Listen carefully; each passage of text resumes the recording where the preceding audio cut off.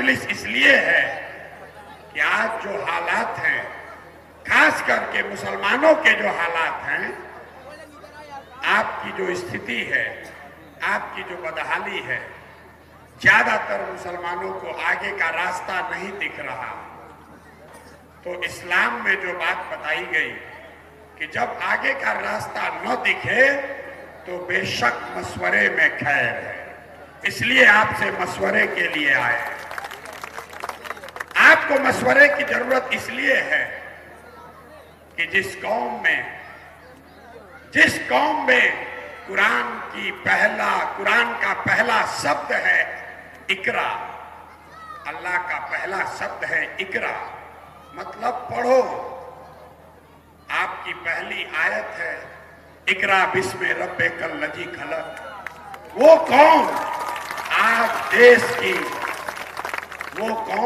देश की सबसे अनपढ़ कौम है, और आप जितने लोग इस्लाम को मानने वाले हैं, आप इस बात के लिए चिंतित नहीं हैं कि आपके बच्चों की पढ़ाई कैसे होगी।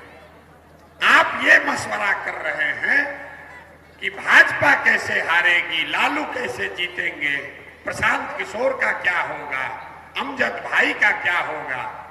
लेकिन आप ये चिंता नहीं कर रहे हैं कि पूरी कौम जो आज देश में दलितों के बाद सबसे ज्यादा अनपढ़ कौम है, उसके बच्चों की पढ़ाई कैसे होगी।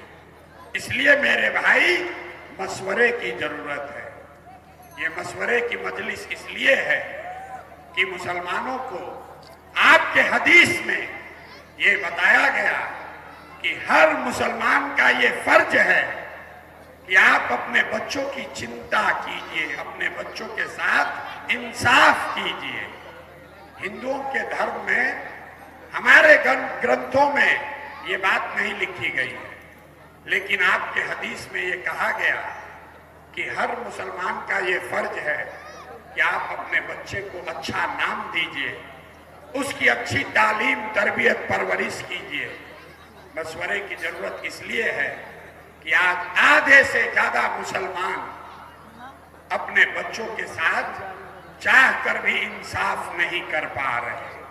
मैं आपके यहाँ अभी आया हूं, रास्ते में अगर 100 बच्चे मुझे मिले हैं, आपके कौम के बच्चे मिले, आधा से ज्यादा आपके बच्चों के शरीर पर शुद्ध कपड़ा नहीं है। आपके कौम के बच्चे जो दौड़ रहे हैं, ज्यादातर बच्चों के पैर में हवाई चप्पल भी नहीं है।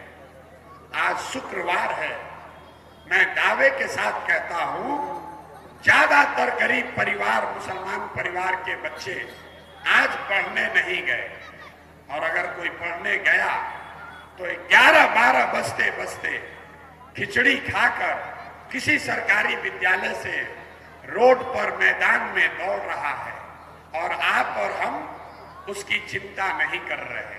इसलिए मशवरे की जरूरत है।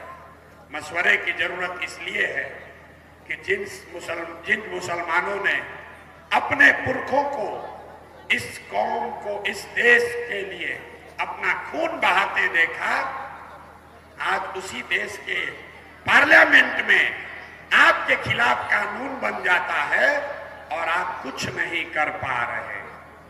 लेकिन सबसे बढ़कर आपको मशवरे की जरूरत इसलिए है कि जिन दलों को, जिन नेताओं को आपने अपना रहनुमा समझकर 10 करोड़ मुसलमानों ने जिसको वोट दिया, जब आपके समाज का कोई व्यक्ति रोड पर झूठे इल्जाम में मार दिया जाता है, तो जिन लोगों ने 10 करोड़ मुसलमानों का वोट लिया है, वो आपके लिए खड़ा नहीं होता है, आपके लिए आवाज नहीं उठाता है। इसलिए मशवरे की जरूरत है। मैं जहां भी गया, 5000 गांव में जाने के बाद अपने अनुभव से बता रहा, बिहार में दलितों के बाद सबसे ज्यादा गरीबी, बदहाली, फटेहाली अगर कहीं दिखी तो वो मुसलमानों के गांव में दिखी। आपकी ये दशा क्यों है? ज्यादातर लोग बताते हैं कि नेताओं ने, सियासी नेताओं ने आपके साथ धोखा किया। कोई कहता है कांग्रेस ने ठग लिया, कोई लालू जी को दोष दे रहा है, कोई यादवों के बारे में बात कर रहा है। हम आपको बता रहे हैं आपकी दुर्दशा क्यों है। आपकी दुर्दशा इसलिए है, मुसलमानों की दुर्दशा इसलिए है कि इस्लाम में सामाजिक राजनीतिक जीवन के नजरिए से जो बुनियादी बातें आपको बताई गई हैं, मुसलमानों ने उससे भी रास्ता खत्म कर लिया। इस्लाम में यह बताया गया कि जिस कौम में, आपके पैगंबर साहब ने बताया कि जिस कौम को अपने रहनुमाओं की समझ न हो, उसके ऊपर जालिम हुक्मरानों को मुसल्लत कर दिया जाता है।